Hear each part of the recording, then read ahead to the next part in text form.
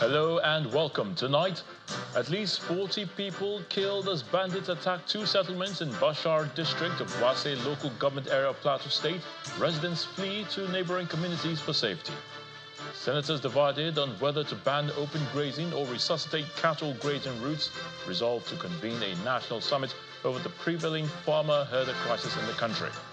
And the Central Bank of Nigeria Monetary Policy Committee again raises interest rate by 26.25% in pursuit of its goal of reducing inflation to 21% by the end of 2024. And on business news tonight, Central Bank of Nigeria doubles down on fintechs. Oversight says sector needs to be properly regulated. On sports news tonight, Chelsea boss Mauricio Pochettino leaves the club by mutual consent after 11 months in charge, despite leading the Blues to a 6th place in the Premier League this season. And from Abuja, the nation's capital, federal government moves to set up mobile courts as part of measures towards tackling gender-based violence in Nigeria.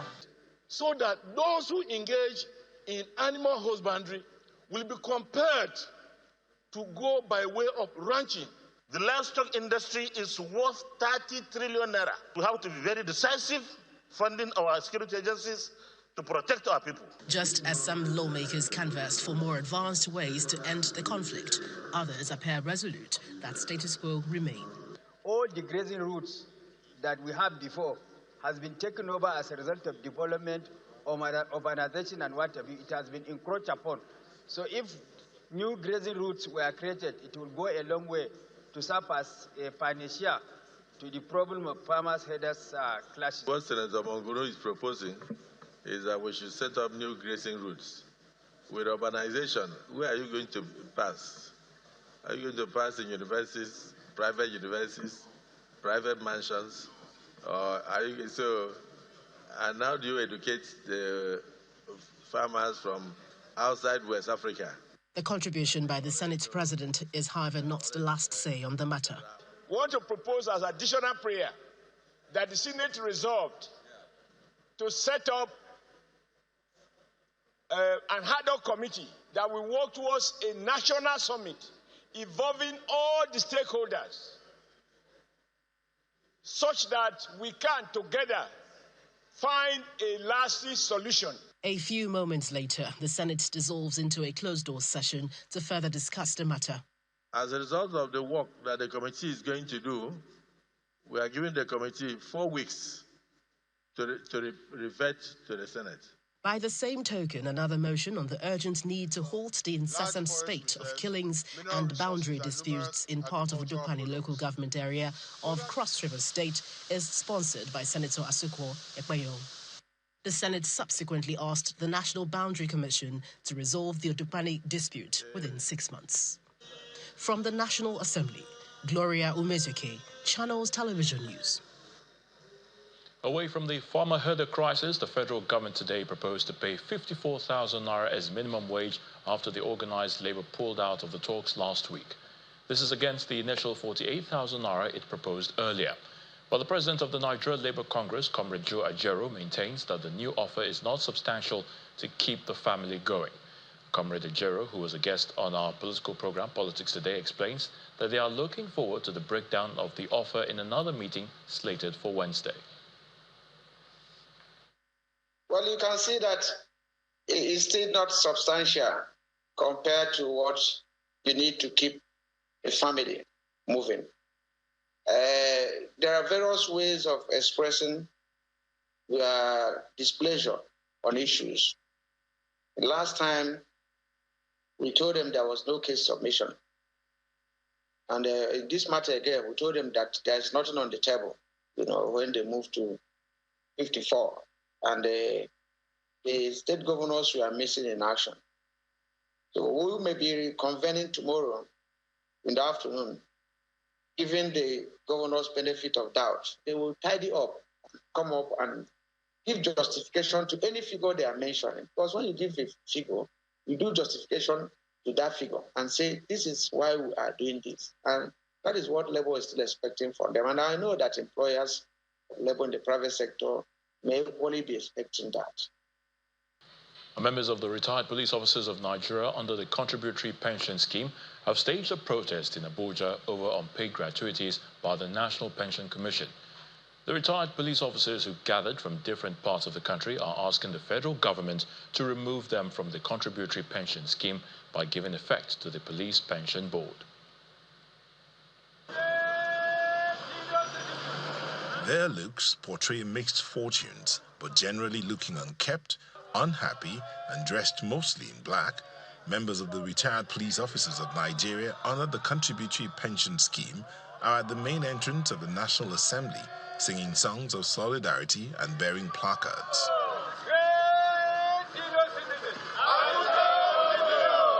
On behalf of the protesting retirees, the national coordinator highlights the essence of the protest, grieving the situation of police retirees. We are here to consolidate on the agitation that we have handled over the past 3 years here in the National Assembly, requesting the authority of the National Assembly to do everything possible to amend an erroneous section that included the Nigerian police with the contributory pension scheme so that we could be exited alongside with the Army, the Air Force, the Navy, the intelligence community. Without mincing words, these retired police officers demand their removal from the contributory pension scheme. Having served the country for good 35 years, then look at the situation I am now. Assuming I have no house, what do I do? Assuming I have not trained my children, what do I do? With 29,000 naira, can you go to the market with 29,000 naira? There is no any better benefit that we achieve for Nigeria police. They don't give us our money. The contribution that we did, they share it into three. Into three, they carry one. They say they'll keep one for us when we die. Right, they will give us. The other one, they are giving us 32,000 a month. Made their demand, the protesters received words of assurance from the National Assembly. Last year, they were here in November. We met with them and we made some promises to them that we will work on their request. Last week, we met twice on their issue. This morning, we're supposed to be a sub-meeting again. But you know, the issue of pension is not just one-off thing. We are on top of that bill. We are working on it. We are even waiting to call for public hearing before we pass it. Although the bill for the establishment of a police pensions board is currently before the National Assembly, the protesters believe a speedy passage of the bill will ameliorate their sufferings. More on protests. This time, the people of Okunhaja, a community in Etiosa, local government area of Lagos State, have kicked against the planned demolition of their homes and businesses. This comes as the Ministry of Works continues to pave the way for the ongoing Lagos-Calabar Coastal Highway. Our correspondent, Darido, reports. A huge part of this neighborhood called Okunhaja, a community in Etiosa local government area of Lagos State with well-developed structures, may be given way as the construction of the coastal road progresses.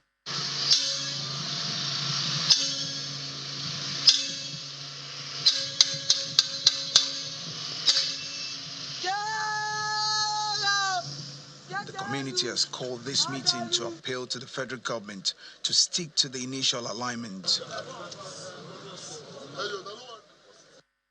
This is what the path in the initial design looks like. The community leaders and residents say the new road alignment has now been redirected to the residential part of their neighborhood. This, according to them, will lead to the demolition of over 1,000 houses, including their ancestral homes and businesses worth billions of naira.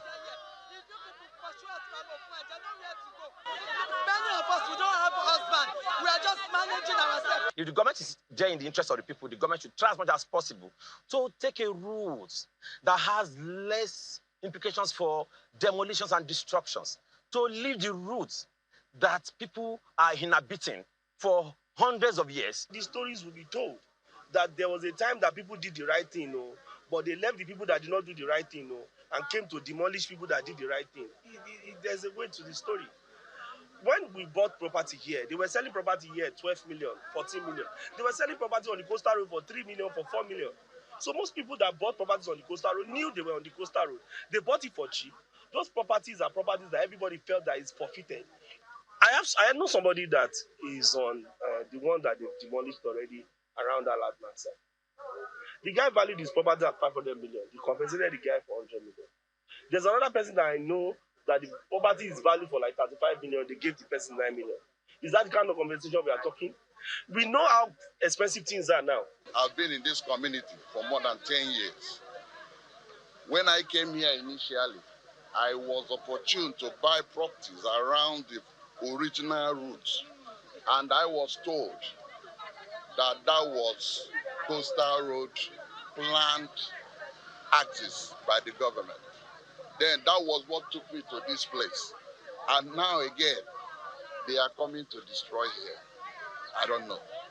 Earlier in the month, the Minister of Works, Dave Umahi, said there are plans to minimize the damages on communities as the project moves forward. Been going around, looking for possibilities of how to minimize damages, even though they're within our right of ways. But Mr. President says our activities should have human face, and we should minimize as much as possible those who have solid infrastructure. And so what we did these few days in the past 1 week is to see how we can, effect some minor designs to reduce some of the infrastructure, and we've successfully done that. Badamasi runs a business here. He wants the federal government to rethink its options. Instead of you to encourage us to have more jobs, you're actually destroying jobs, and there's too many problems that I don't think we can discuss in one day. So I'm not fighting. We are not, but what we want is we just want them to think about the coastal line and maybe adjust their plan, take it to the right place, just leave the community alone and leave businesses alone.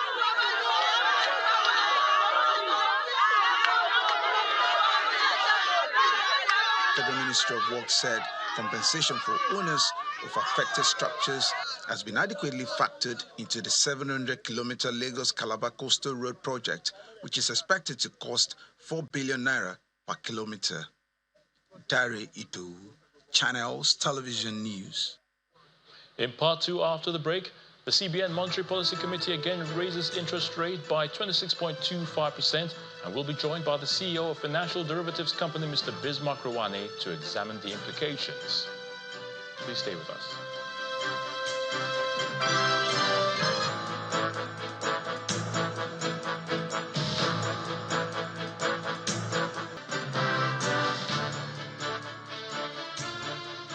Welcome back. If you've just joined us, you're watching the news at 10, coming to you live on Channels Television from Lagos. A reminder of our top stories. At least 40 people killed as bandits attacked 2 settlements in Bashar district of Wase local government area of Plateau State. Residents flee to neighboring communities for safety. Senators divided on whether to ban open grazing or resuscitate cattle grazing routes. Resolved to convene a national summit over the prevailing farmer-herder crisis in the country. The CBN Monetary Policy Committee again raises interest rates by 26.25% in pursuit of its goal of reducing inflation to 21% by the end of the year 2024. And 7 Palestinians, including a doctor, reportedly killed by Israeli forces during an operation in Jenin in the north of the occupied West Bank.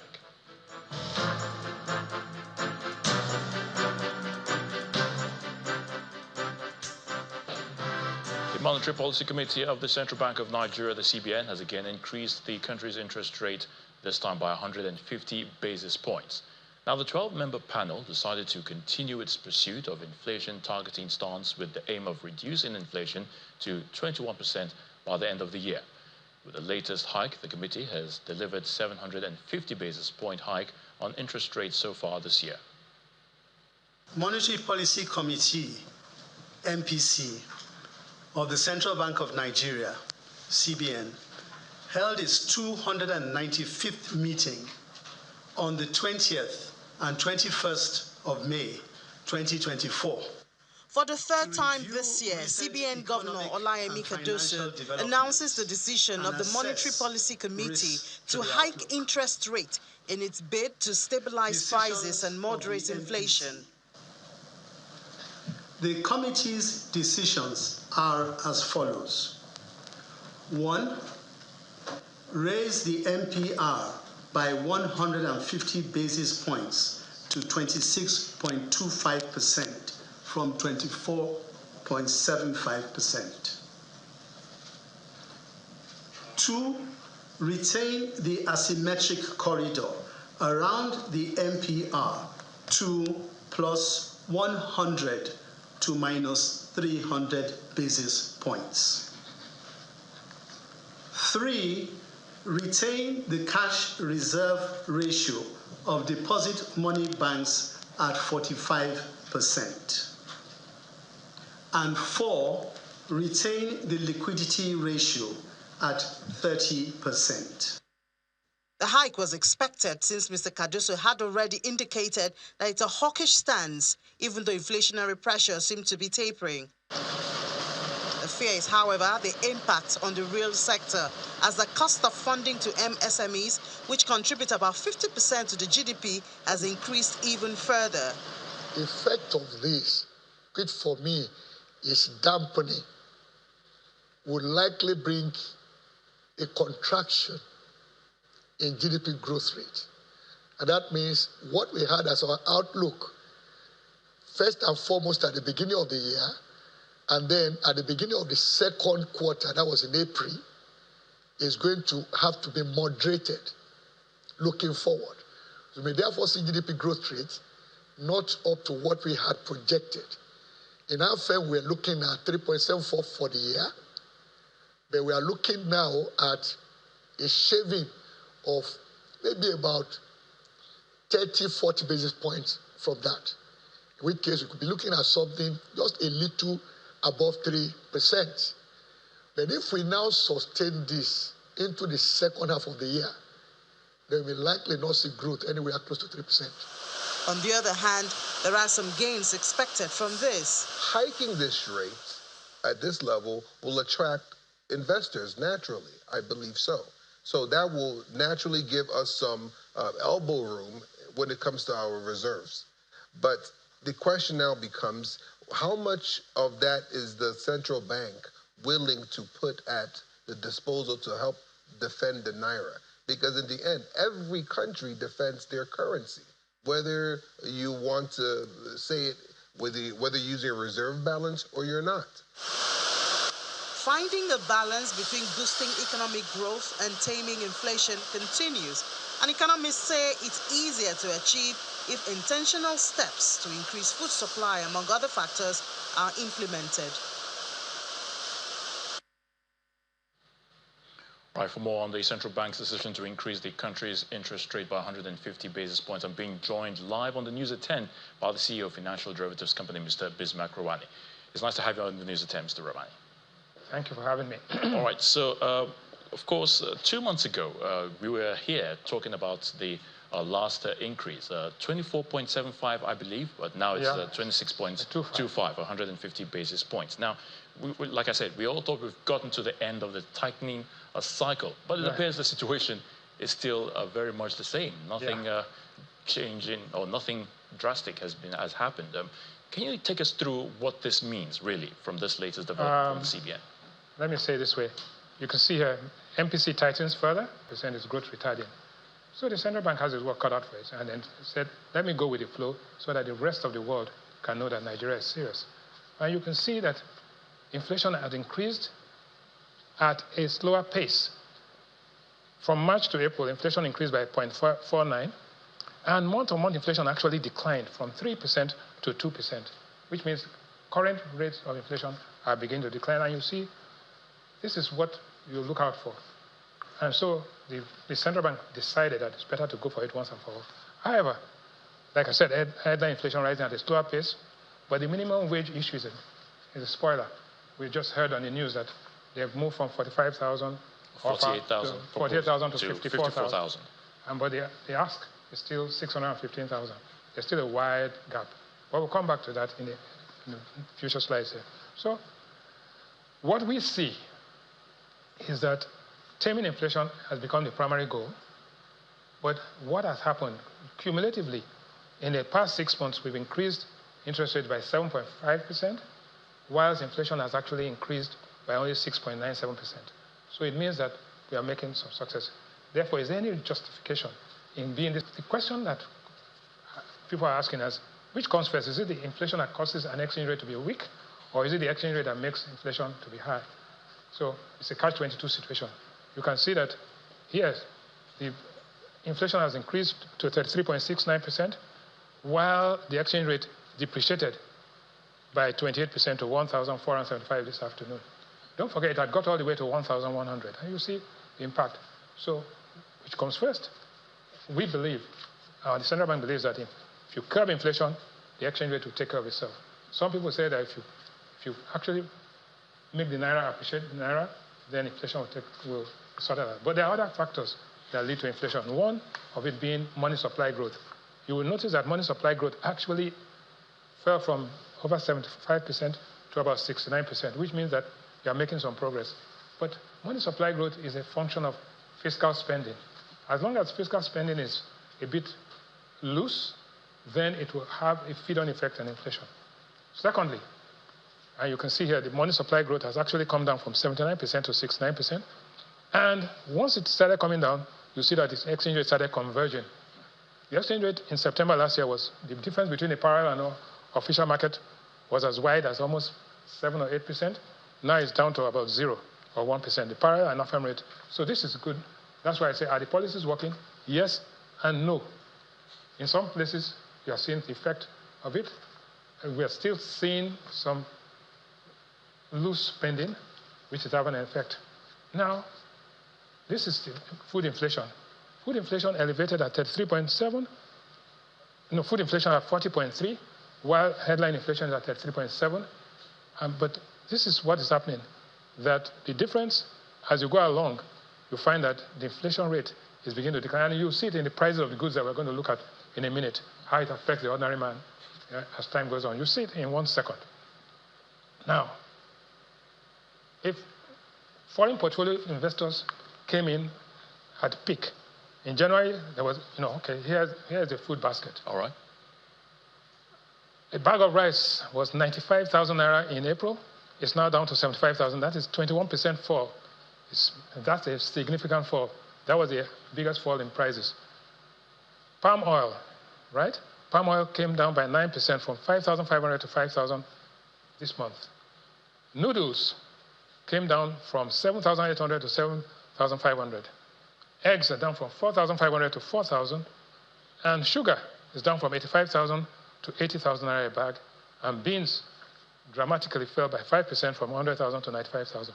But that's not all. Some prices actually increased. And so when you take the balance, here are the prices that increased.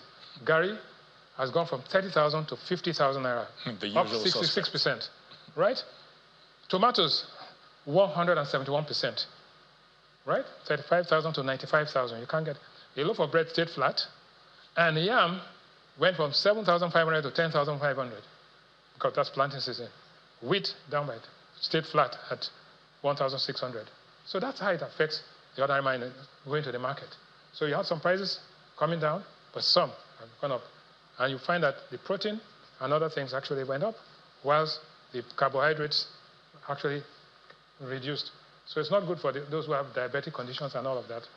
Now, what's going to happen next? This is where it becomes very interesting.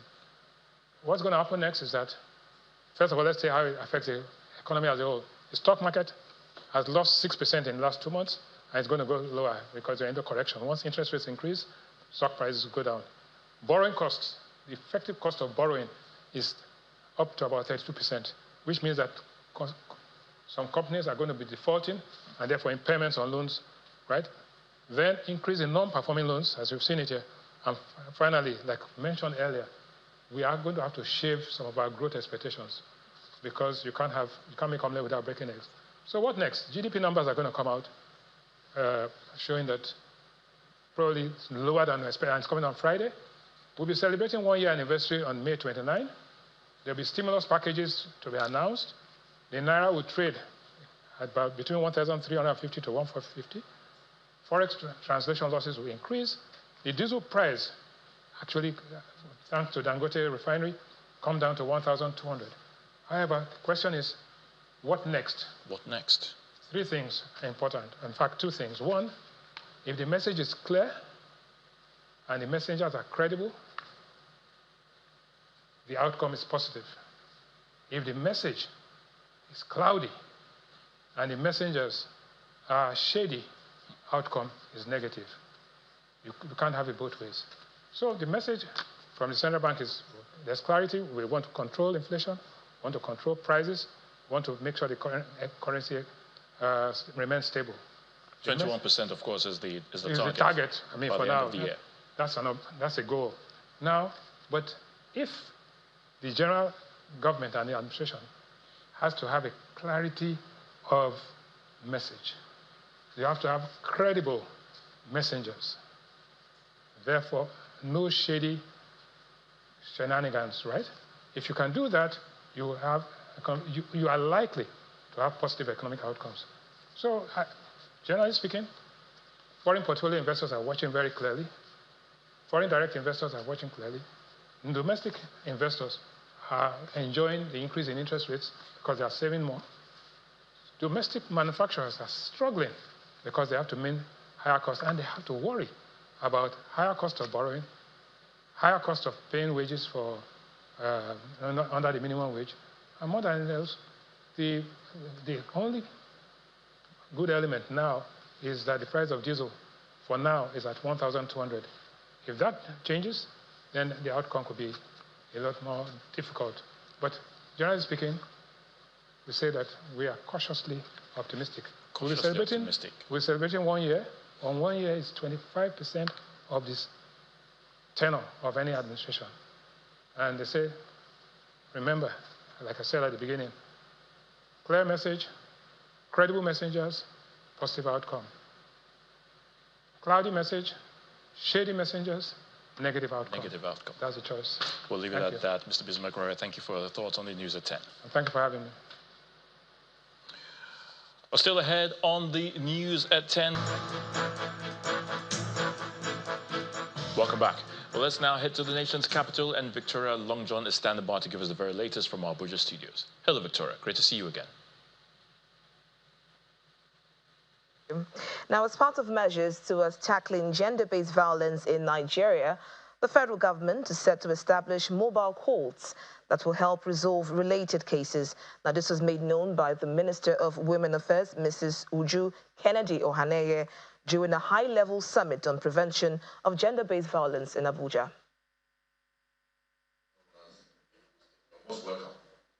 Traditional rulers, including the Sultan of Sokoto and the Ooni of Ife, religious leaders, political leaders, and representatives from Ghana, Niger, and other West African countries have gathered for this summit on the prevention of gender-based violence in Nigeria and West Africa. The UN Women representative focuses on the role of traditional rulers in changing the narrative. This flagship program recognizes the importance of traditional and religious leaders in shifting harmful social norms that perpetrate gender-based violence, especially violence against women and girls. According to statistics by the UN Women, an estimated 736 million women in West Africa, almost 1 in 3, have been subjected to physical or sexual violent partners, while 40% of women are victims of physical or sexual violence. The Sultan of Sokoto, the Ooni of Ife, and the current president are in agreement that sincerity in conversations and deliberate implementation is the only way to chart a new course. We traditional rulers, we have a very, very important role to play. And I think we still need to do more. Very important to give women a place to stand. As religious leaders, we must give moral leadership in speaking out against all forms of violence and injustice, including gender-based violence, and to work towards creating a more just and equitable society for all to live and flourish in. Like icing on the cake, the federal government announces plans to establish mobile courts in the country. I'm a peace-loving woman, but I don't run away from trouble. I fought a great war to get the mobile court on. We are launching the first one next week, Thursday, by God's grace in FCT. Osun is ready, Anambra is ready, a few of that states are ready. I promise I will get it across the states. By increasing awareness and changing the mindset of persons, especially at the grassroots level, it's expected that interventions such as this would help reduce the harsh reality of deeply rooted gender-based violence in Nigeria. From the nation's capital, Kumbi Abuluadi, Channels Television News. Over to Kaduna State now, where some contraband estimated at over 3 billion naira have been intercepted by the Nigeria Customs Service Federal Operations Unit Zone B in the northwest and north central zones. Amongst the seized items, 58,000 sachets of tramadol and 48,000 ampules of analgin injection allegedly being conveyed to bandits in Saminaka Forest in Leri local government area of Kaduna State. Briefing reporters about the seizure, the controller of Federal Operations Unit Zone B, Bello Shuaibu, explains that the products were concealed inside a truck with motor parts to evade detection. Also impounded with sacks of decayed donkey meat meant for human consumption. And as part of measures to boosting the fight against insurgency, over 50 airplanes have been acquired by the Nigerian Air Force, according to the Chief of the Air Staff, Air Marshal Hassan Abubakar. Addressing journalists in Abuja at a media parley, Air Marshal Abubakar explains that over a dozen other light attack airplanes will be coming into the country before the end of the year.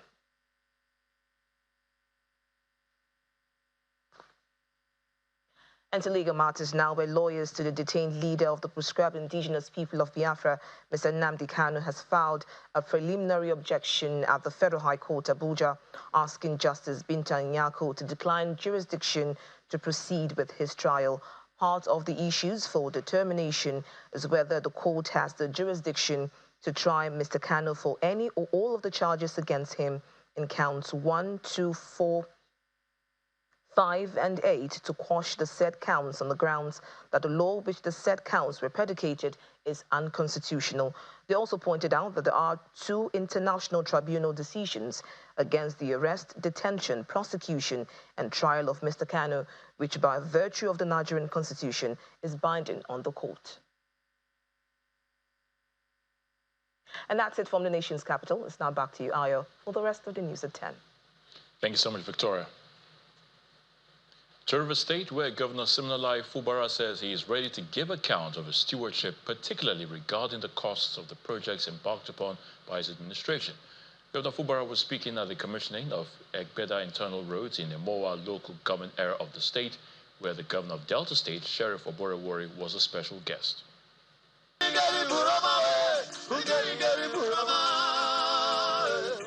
Both governors, accompanied by other dignitaries, are here to inaugurate the community's internal roads, constructed by the state government after many years of neglect, despite being home to around 15 oil wells and playing a crucial role in food production in the state. You have made a better community a priority by transversing the entire community with well-paved internal roads, with beautiful drainages, the commissioning of which we are noticing today.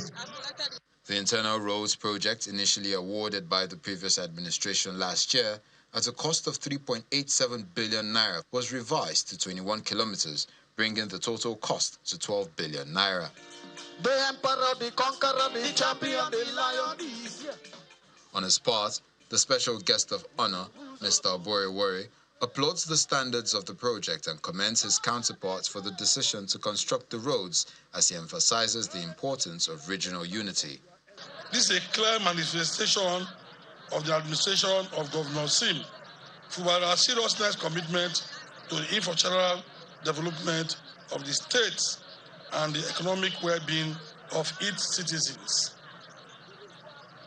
With this road, the people will now enjoy better socio-economic empowerment and integration within the local government and the rest of the states. Governor Sim Fubara expresses gratitude to the people for their political support, stating that his government owes the people of the state more in terms of service delivery. We started full governance in the month of February. That was when we started taking decisions, when we started confronting governance. And if in 4 months we can service delivery at record time and cost effective. Note the word, cost effective. Everything we are doing is in my white paper. I carry it along. So there's no issue of any manipulation. Call me any day, anytime, it's there. Even the work I did before this time, I still have all the records. To the glory of God. Amen. Amen. The newly inaugurated roads, funded by the Fubara administration, are expected to significantly improve the quality of life for residents, ease transportation challenges, and boost economic activities. So let's get the very best from the world of business. The latest that is, and Will Lebong is standing by. Will?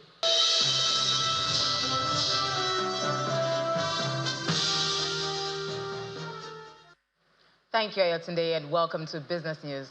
Now, the Central Bank Governor, Mr. Olayemi Cardoso, has been speaking on the decision of the CBN to clamp down on the operations of fintech companies. The central bank recently issued a directive asking fintech companies to stop the onboarding of new customers. Part of the reasons the Apex Bank boss gave is a rise in illicit financial flows and money laundering. The central bank governor was responding to questions from reporters during the Monetary Policy Committee meeting in Abuja, explains that while the bank is excited at the strides of fintech companies operating in the country, there is need to ensure proper regulation. Regulation is very, very critical in a sector that seems to have grown so incredibly rapidly.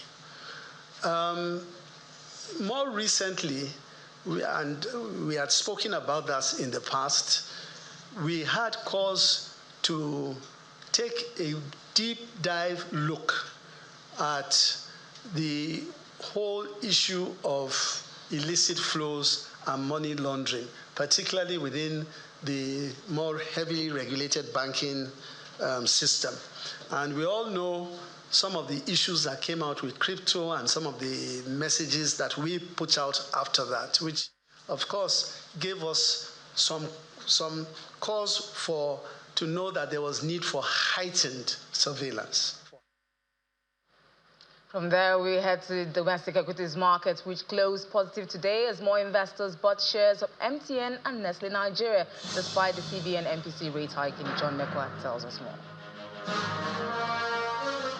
Good evening, everyone. For a second day this week, MTN is moving the market, and the market closed in the green again, even much better than yesterday. 0.11%, 98,285.33.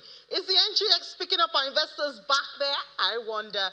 The market cap is at 55.597 trillion naira. Yes, MTN did it again. Back to back a second day. It was up 0.22% to close at 230 naira 50 kobo. Added 50 kobo to what it closed with yesterday. We look at the sectors now. It's different from what we had yesterday. Remember yesterday, the most liquid counter, the banker, they were down. But today, it's up 0.16%. Consumer goods is looking even better. Nestle has added to the 0.79%, and oil and gas, same status as yesterday. But the good news is the bull is still holding off on the NGX.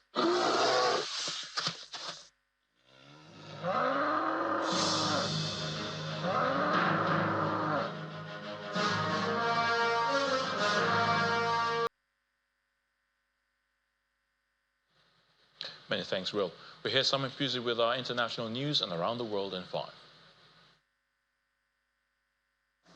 Good evening and welcome to the channel's studios here in London with your international news around the world in 5. The Palestinian Health Ministry has said 7 Palestinians, including a doctor, have been killed by Israeli forces during an operation in Jenin in the north of the occupied West Bank. Dr. Asid Jabarin, a 50-year-old surgeon at Jenin Government Hospital, was shot dead on his way to work, according to the ministry. Palestinian media also said a teenage boy was killed while riding a bicycle. The Israeli military said it was investigating the reports.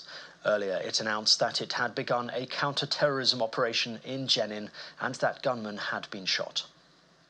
1 person has been killed and several others injured on a Singapore Airlines flight from London that was hit by severe turbulence.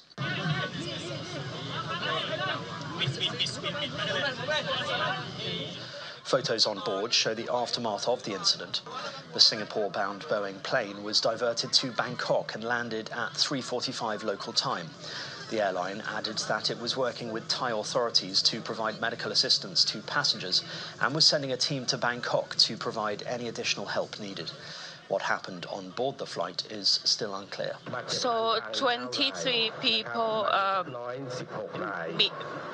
intermediate injuries and 1 person died. So 30 people with small injuries have left the hospital and are ready to make their way, travel back to Singapore. We confirm that there's only 1 person dead. The deceased has had some medical problem, so this could lead to the cardiac arrest. A court in Greece has abandoned the trial of 9 Egyptian men accused of causing the biggest migrant shipwreck in the Mediterranean Sea for a decade. The judges in the southern port city of Kalamata ruled they did not have jurisdiction to hear the case on the grounds the vessel sank in international waters. It is feared more than 600 people drowned last June when an overcrowded fishing boat, the Adriana, sank on its way to Europe from Libya. The accused had faced life in prison if convicted of people smuggling and causing the sinking of the boat. France has confirmed that Emmanuel Macron has flown to New Caledonia to set up a mission on the riot-hit island. France's president arrives after more than a week of unrest there over his government's voting reform plans, which have been rejected by indigenous Kanaks. Indigenous leaders say the plans, which will allow more French residents to vote in local elections, will dilute the political influence of native people. No details about how long Mr. Macron plans to stay on the island or what he will be doing there have been given. A prominent Malian economist and professor has been sentenced to 2 years in jail, one of which has been suspended for his criticism of the military junta. Etienne Fakaba Sissoko was also ordered to pay a fine. The 41-year-old academic, who has been in custody since March, was charged with defamation and damaging the state's reputation by distributing fake news. The charges relate to a book he published last year. Human rights groups say his is the latest case in a widespread crackdown on critics and political opponents of the military rulers. And after decades of training, an intrepid 90-year-old has finally gone into space on a Blue Origin flight. And here exits Ed Dwight. This gentleman has waited a long time to go to space. Ed Dwight had to wait more than 60 years to fulfill his ambition to go to space. In 1961, he was chosen by the then US President John F. Kennedy as the first black astronaut candidate in the country. But NASA did not select him for a mission, and he did not get the chance to go to space until now. On Sunday, the 90-year-old became the oldest person to go to space. The Blue Origin spacecraft took a 6-person crew to the edge of space before parachuting them back down to Earth. I thought I really didn't need this in my life, but now I need it in my life. This is fabulous. Thank you so much. And that's your international news around the world in 5. Now back to the channel's studios in Lagos. Thank you, Simon. On to football.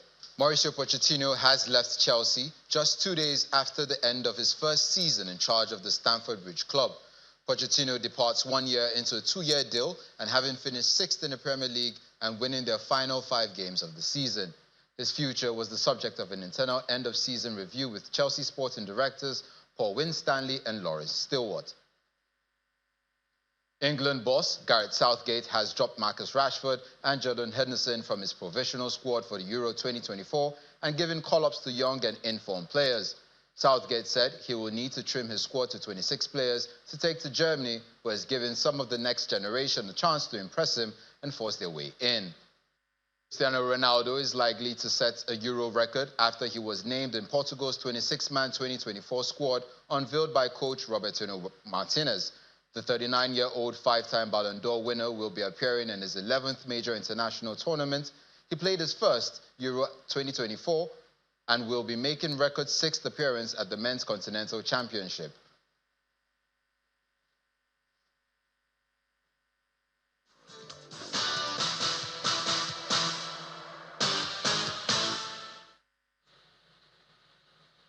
Many thanks, Dominic. And the main news again. It was another sad news today as at least 40 people were killed after bandits attacked two settlements in Bashar district of Wase local government area of Plateau State, forcing residents to flee to neighboring